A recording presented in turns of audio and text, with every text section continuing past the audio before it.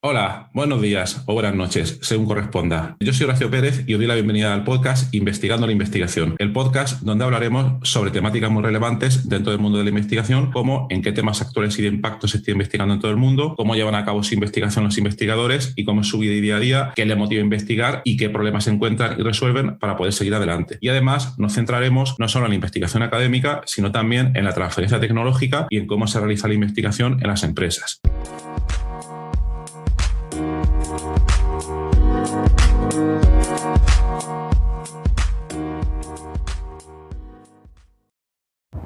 Hola, hoy es martes 22 de febrero de 2022 y hoy tenemos aquí el cuarto episodio de la serie Linux, línea de comandos y computación científica. En el último episodio de esta serie, que fue el número 3, estuvimos explicando las posibilidades de que un sistema operativo Windows pudiera ejecutar cálculos en un supercomputador. Y todo esto venía de la pregunta que planteamos al final del episodio 2 de esta serie, donde comentábamos ventajas y desventajas de ejecutar cálculos en un supercomputador, ya sea desde Linux o Windows. Entonces, en el episodio 3 la respuesta fue para Windows, o la opinión, o la versión, o la situación. Y aquí en este episodio número 4 vamos a ver cómo sería desde Linux. Bien. Entonces, vamos a suponer, como ya hemos comentado antes, que ya hemos probado nosotros en nuestro equipo en local que nuestro ejecutable funciona, se ejecuta, y ya nuestro próximo objetivo es ejecutar ese cálculo en el supercomputador. Y nos podemos ir perfectamente, yo creo, a aquel ejemplo que comentamos del procesado de imágenes médicas, el mismo ejemplo que comentábamos en el episodio anterior, en el número 3, ¿vale? Donde tenemos que procesar 10.000 imágenes médicas y cada una de ellas tarda aproximadamente unas 5 horas en procesarse. Bien, ¿cómo lo haríamos? ¿Cómo cambian ahora las cosas? Pues en primer lugar, en el episodio anterior comentábamos que para que el sistema operativo Windows pueda hacer ese cálculo en el supercomputador es necesario tener una capa de software, un middleware, que permita que traduzca las órdenes desde Windows hasta el supercomputador, por decirlo de una manera abreviada. Pero en Linux las cosas cambian completamente. ¿Por qué? Porque el sistema operativo Linux, primero, ya tiene una manera nativa de conectarse al supercomputador, ya dispone de todas las herramientas necesarias para poder hacerlo de una manera fácil a través, como comentamos antes, de la línea de comandos. Entonces, desde nuestra máquina Linux, aunque esto también lo podemos hacer desde una máquina Windows, ejecutaríamos un cliente SSH y nos conectaríamos por línea de comandos a ese supercomputador. El siguiente paso sería transferir todos los ficheros de entrada, todos esos ficheros de imágenes médicas que queremos procesar, los transferimos al supercomputador. Y para ello podemos utilizar una herramienta tal como FileZilla, entre muchas otras, que permiten hacer esto y que os dejé ya en las notas del programa de episodios anteriores, ¿vale? Bien, pues vamos a suponer que ya hemos transferido esos ficheros y entonces el siguiente paso es ejecutar pues todos esos cálculos. Esos, digamos, 10.000 cálculos, creo que habíamos convenido, 10.000 cálculos, cada uno va a tardar unas 5 horas. Entonces, en Windows lo hacíamos a través de ese middleware, aquí vamos a hacerlo a través de la línea de comandos. Y entonces aquí, digamos que tenemos que buscarnos un poco más la vida, o dicho de otra manera, tenemos que ser más explícitos en cuanto a la programación de lo que queremos hacer que en las herramientas anteriores de Windows. Pero todo es mucho más fácil y más potente, ya veréis. Para ello, primero tenemos que conocer de la existencia de lo que es un gestor de colas. En un supercomputador corriendo Linux tenemos una especie de orquestador, que es el gestor de colas, que va recibiendo información sobre los cálculos que se quieren realizar, que comúnmente en este lenguaje, en este contexto, en inglés se llaman jobs, trabajos. va recibiendo información sobre todos esos trabajos y entonces el orquestador, en función de los privilegios del usuario que le ha enviado el trabajo, porque pueden haber usuarios que tengan más privilegios, otros con menos privilegios, le dará mayor o menor prioridad para que entre en la cola de proceso principal del sistema. Esa sería una de las primeras características importantes, la prioridad de cada uno pues de esos trabajos, ¿vale? Ese sería el primer punto. Luego el siguiente sería, una vez que el orquestador decide de que ese trabajo, ese job se ejecute, debe comprobar si existen partes libres en el sistema, nodos libres en el sistema donde poder lanzar esos trabajos. Obviamente, si el sistema está completamente lleno porque hay una gran cantidad de usuarios realizando cálculos, ese trabajo en el lenguaje del gestor de colas no entraría a ejecución, sino que permanecería encolado hasta que se produzca un cambio de situación y pueda entrar en proceso. Entonces, estaría en una cola de espera.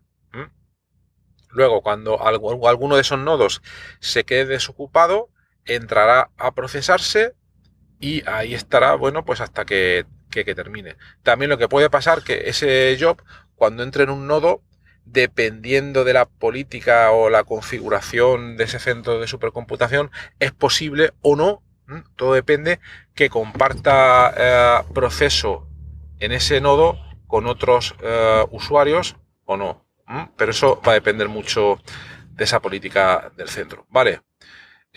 Luego el orquestador estaría pendiente de que esos trabajos se terminen o no, y una vez se hubieran terminado, pues avisaría al usuario, o mejor dicho, pondría el estado del job como terminado, y ya entonces el usuario tendría que estar pendiente de recoger esos resultados y de procesarlos de manera conveniente.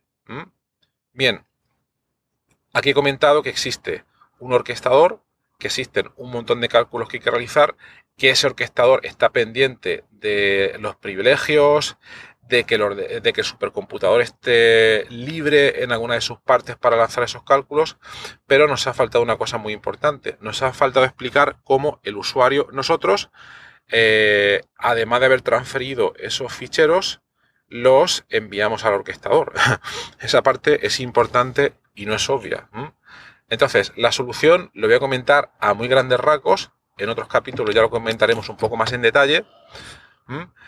Sería mediante scripts de Linux, scripts bash, scripts o guiones. ¿Qué quiere decir todo esto? Nosotros en Linux escribimos una especie de recetas donde, imaginaos, nosotros tenemos esos 10.000 ficheros de imágenes médicas y están nombrados, por ejemplo, fichero 1, fichero 2, fichero 3, y luego tenemos que ejecutar el programa de análisis de imágenes. Contiene una línea de comando muy específica que sea, por ejemplo, /análisis, y luego vendrá a continuación el nombre del fichero input, que será fichero 1, fichero 2, etcétera. Entonces, esto lo que se haría un bucle sería que, ¿qué es un bucle para los que no lo conozcáis? Os lo podéis imaginar, es una variación de números, es un bucle que va dando vueltas y que iría llamando todo el rato a ese ejecutable, pero iría variando el input para que se hiciera primero análisis con el fichero 1, siguiente análisis con el fichero 2, etcétera, etcétera, ¿vale? Eso lo que pasa que la ventaja de los bucles es que en una o en dos o en muy pocas líneas de código podemos tener ahí un bucle funcionando, ¿vale? Entonces, en resumidas cuentas, tendríamos un fichero de texto relativamente simple en este caso, donde lo que escribimos es en la sintaxis del bash de Linux, lo que tendremos sería el bucle que llamaría tantas veces como fuera necesario, que en este caso serían 10.000, a nuestro ejecutable, y que procesara todas esas imágenes, y luego además que escribiera los resultados de cada una de ellas en un fichero determinado, cuyo nombre también tendría que estar relacionado normalmente con el fichero input. Es decir, si la imagen se llama imagen 1, el fichero de salida se podría llamar salida 1, etcétera, etcétera. Estas cosas que estoy comentando parecen obviedades, pero hay que tenerlas muy claras a la hora de escribir estos scripts de la manera más simple posible, pero para que sean también completamente funcionales. Entonces, no me quiero extender más, pero la idea sería que primero, como comentaba en el episodio anterior, estamos hablando de un cálculo muy costoso computacionalmente, pero que se puede descomponer muy fácilmente en estas unidades individuales, y entonces cada uno de esos jobs ejecutaría una llamada al ejecutable que analiza las imágenes con cada uno de esos ficheros de entrada, y eso lo procesaría pues esas 10.000 veces.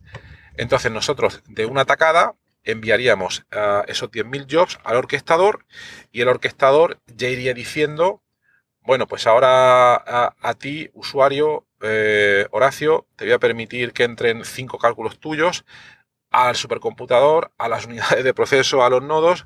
Para el siguiente usuario voy a permitir 5, 50 o 100, dependiendo de los privilegios que tenga, etcétera, etcétera. Y tú, usuario, Horacio, tendrás que estar pendiente de que esos cálculos terminen mediante diferentes mecanismos.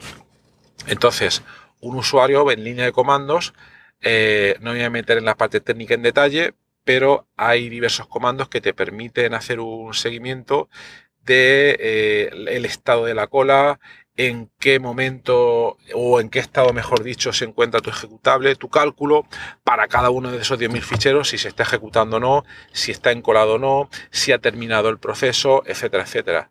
Y claro, también lo puedes automatizar, también puedes hacer un script que esté pendiente de todo esto y que, por ejemplo, cuando hayan terminado de ejecutarse esos 10.000 procesos, que te envíe un correo electrónico y que te avise para que tú no tengas que estar pendiente de ello.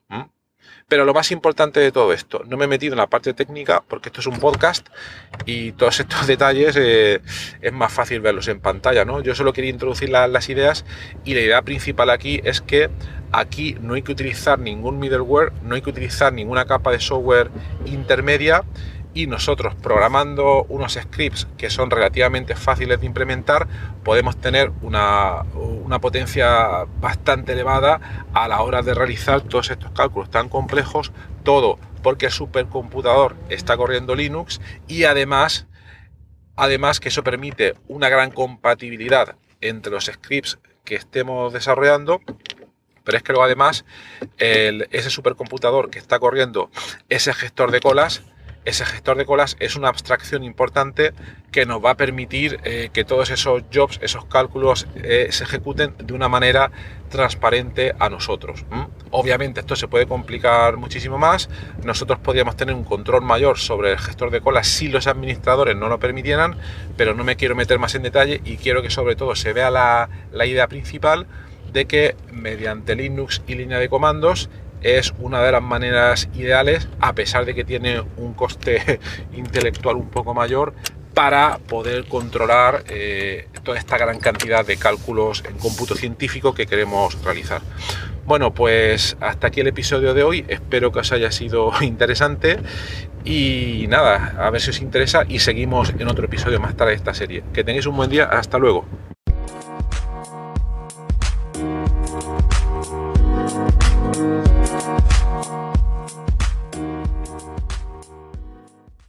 Gracias por estar ahí y por escuchar este podcast.